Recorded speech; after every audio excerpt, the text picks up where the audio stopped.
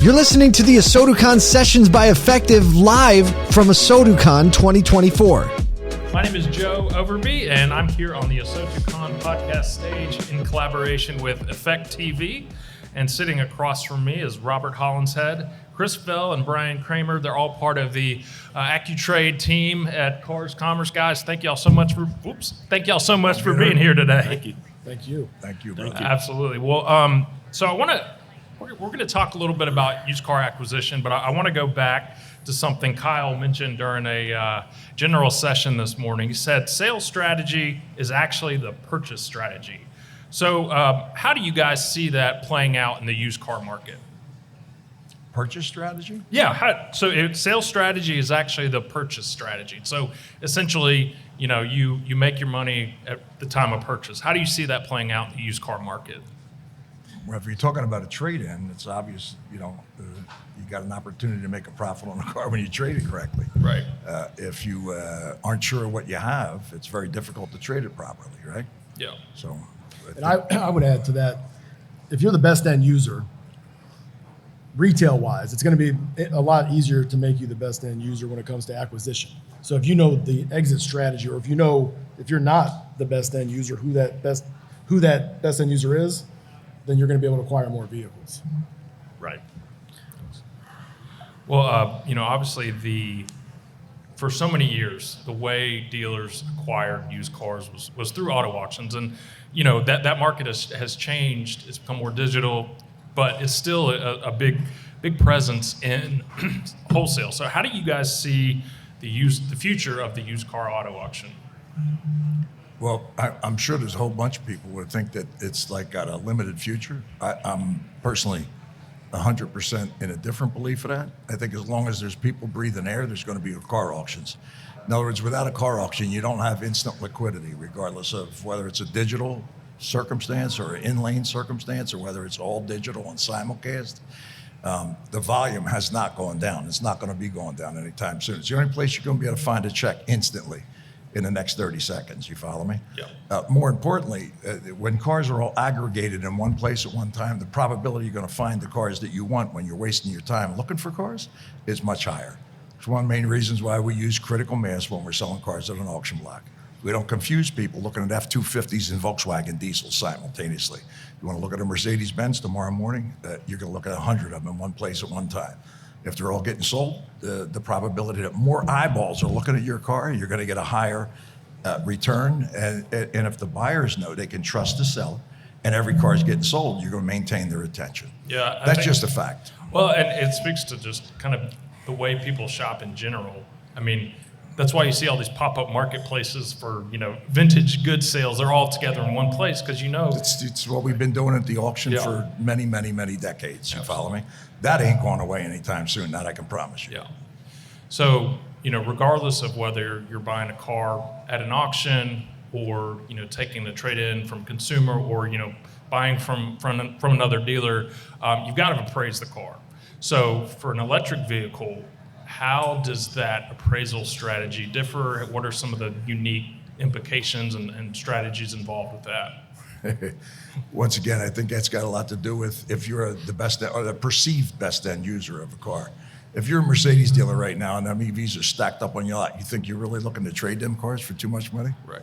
No, you're looking for another best end user, someplace you can exhaust that car instantaneously to get it out of your inventory. You see what I'm saying to you? Mm-hmm. And I think that's one example, but if you look across the board, let's say we're going to sell 50 EVs tomorrow. We're not going to sell one of those EVs to the brand specific dealer. If it's a Ford EV, it's not going to a Ford dealer. If it's an Audi e-tron, it's not going to an Audi dealer. That's where they came from. You see what I'm saying to you? So being let's call it a liquidator, in other words, somebody that's in the business of remarketing those cars, right? We absorb them, put them together in a more logical place where the dealer is happy to take our check because they need to make it disappear. They don't need more of them when the new ones are stacking up and they can't give them away. You follow me? And I think that's pretty much in a nutshell what it would be. A dealer that doesn't have an exit strategy on EVs right now, I think that's actually, if I'm not mistaken, the people that are use AccuTrade, that's really the cars that we're actually picking off a Volkswagen electric something in Yep. San Francisco. Some who knows what from, and it's a brand specific dealer. It's coming from Volkswagen dealers, coming from an Audi dealer, because they don't have any interest in it, and they don't have a way to actually liquidate. So, Brian, Chris, what are your thoughts on that? Go ahead. Well, obviously, when I look at electric cars, I look at it this way. There's Tesla and there's the rest of them, right? Tesla sets the bar on the market, lowers the price. Obviously, other folks are forced to follow suit. And they're sellable, Chrissy. They're In other absolutely words, if sellable. we have 80 Teslas tomorrow to sell, they're all getting sold. You understand what I'm saying? But when you got a BMW something, Stuff. it's a whole different ballgame. Teslas are totally remarketable, so you can predict the price. You see what I'm saying? The only place you're ever going to find that out to your first question is at an auction. Yeah, and Most dealers I think mean, about on that. if you look at auction volume numbers for EVs, it's dominated by Tesla. Right. I want to add one thing. Sure. The other part of the EV thing is obviously price point. The more expensive they get, I mean, it gets Tesla with their Plaid and things like that, you start getting up over 100,000. You see it with the Hummers, you see it with some of the Mercedes EVs, the BMWs. They're very difficult to sell, both in the auction format and obviously retail. Lease programs. Lease programs are strong, the money back strong, the federal money, and if you could be in the car for $400 or $500 less a month and purchasing a used one. And under $25,000 EVs. Yep. What's the sell-through rate on those? I believe it's 100%. So to shift gears a little bit, how are dealers utilizing technology when it comes to appraising used cars?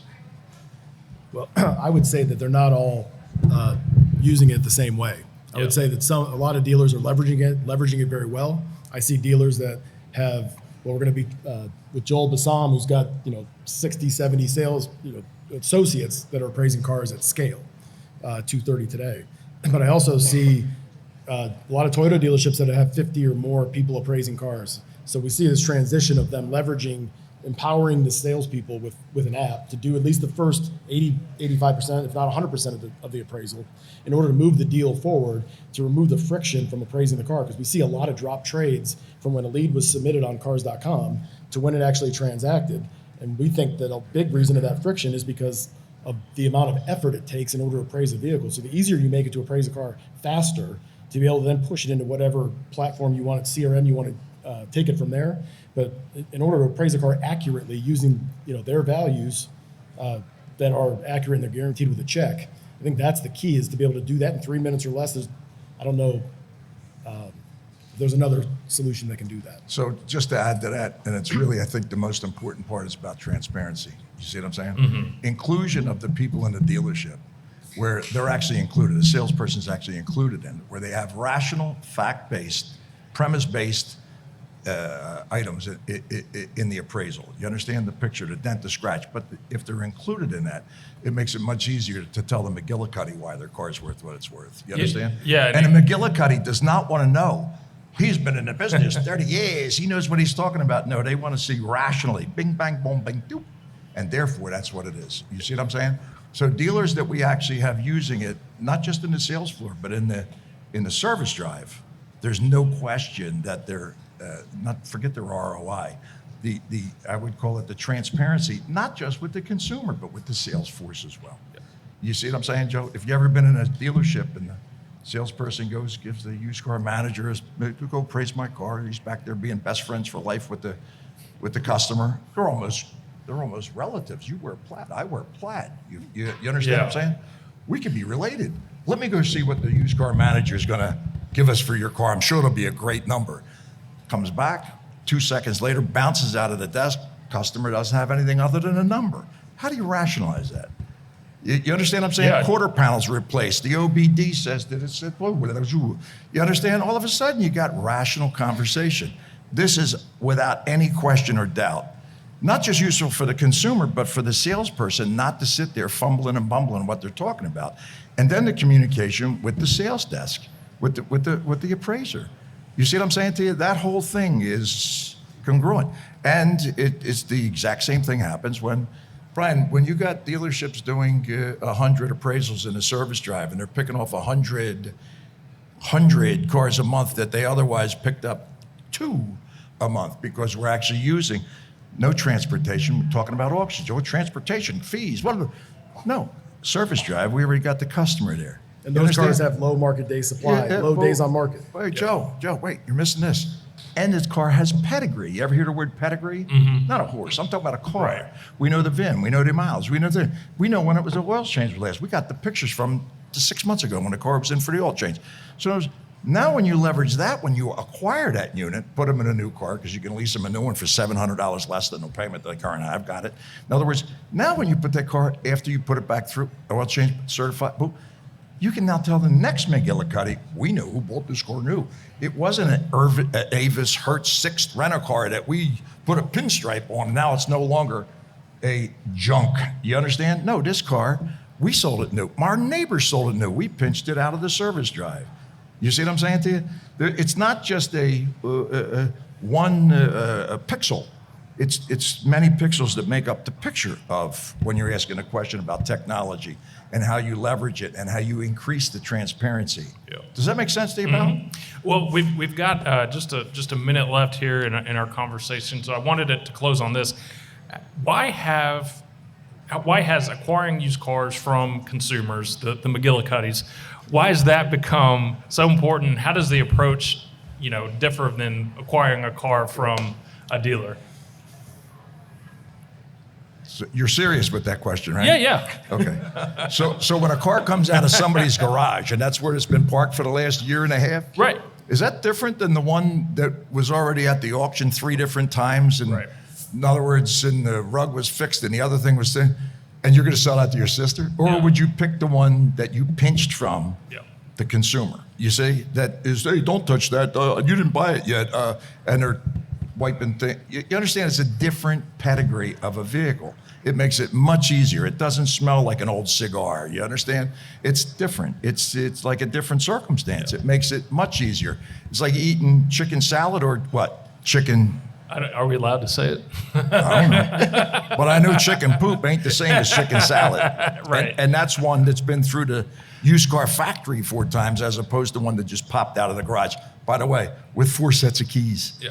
You see what I'm saying? Yeah. The one that's been through the used car factory never has more than one. Don't mean nothing until you try to make the delivery, does it? Yeah.